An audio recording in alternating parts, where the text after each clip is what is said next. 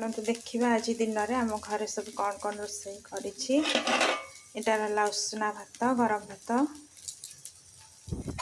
ता सांगर एपटे रहा डाली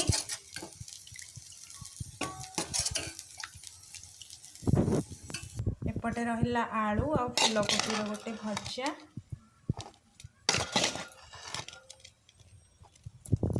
ता सांगरे एपटे करिछि सारू आलू सोरिष मसला देके गोटे तरकारी टमाटो पकईकि तापरे एटा होछि स्पेशल बैगण भजा गोल गोल किना काटिकी खाली प्लेन रे बैगण टाको भाजुछि। तो आज दिन में एतिकी सब रोषेई होइछि।